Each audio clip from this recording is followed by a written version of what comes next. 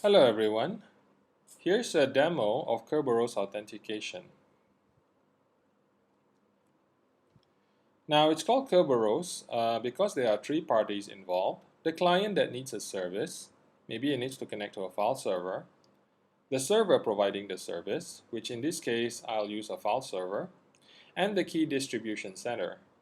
Now the key distribution center normally has two parts: an authentication server with everyone's usernames and passwords, and a ticket granting server, which has got tickets for all the services.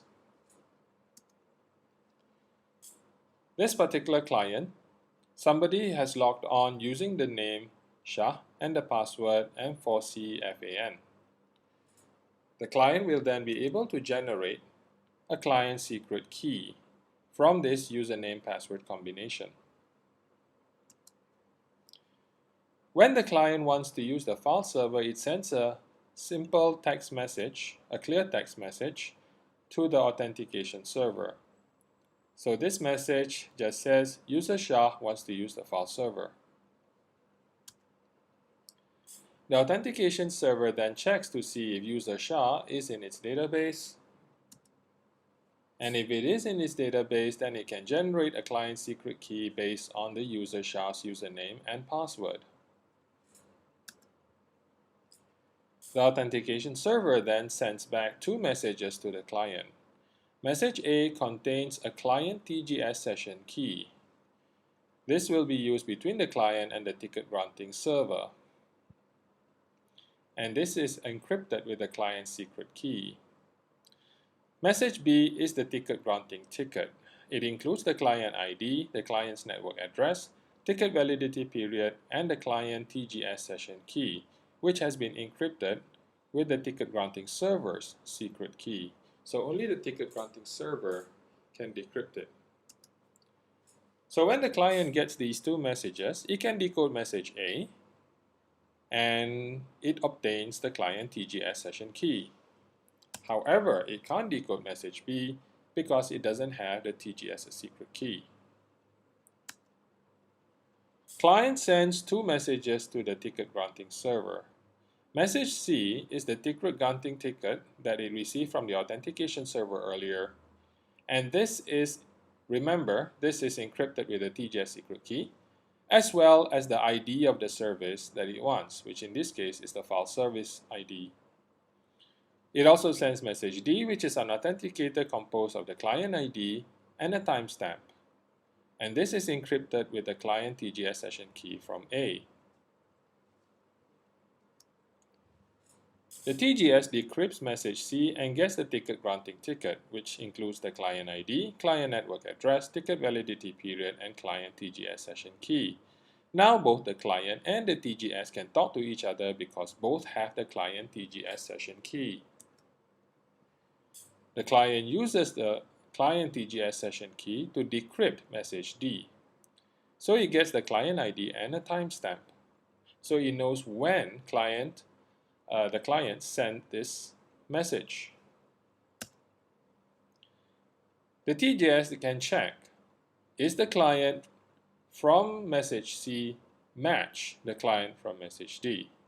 And has it been the ticket validity period since it received the timestamp? If the ticket validity period is 5 minutes, it can check, oh, the timestamp is this time.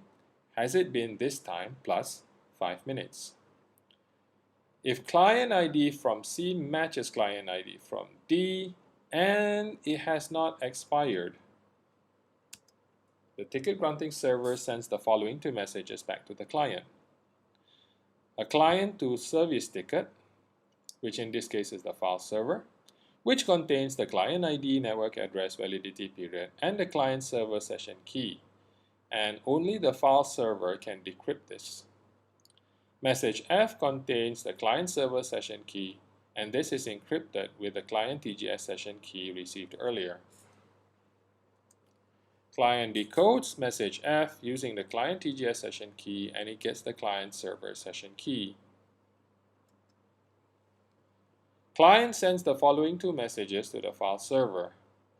Message E is the one that they got from the TGS earlier. Remember, this contains the client ID, the network address, the validity period, and the client server session key, and only the file server can decrypt it.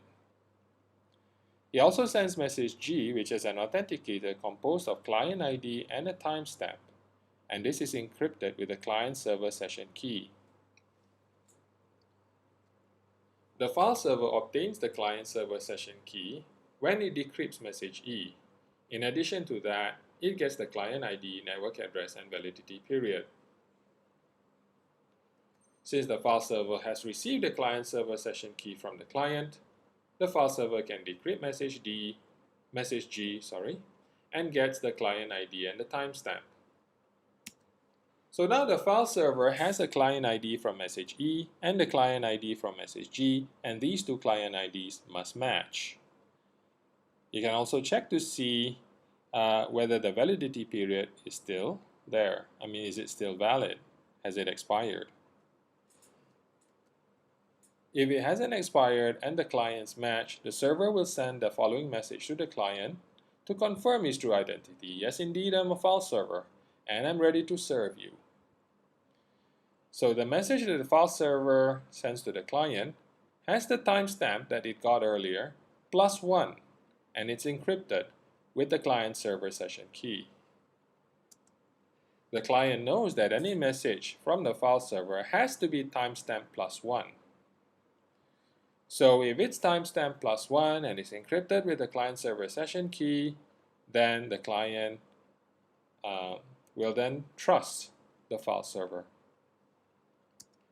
Once the client trusts the file server, the client can issue service requests to the file server, and the file server can then service the request.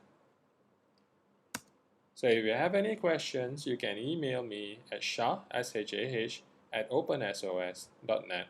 Thank you.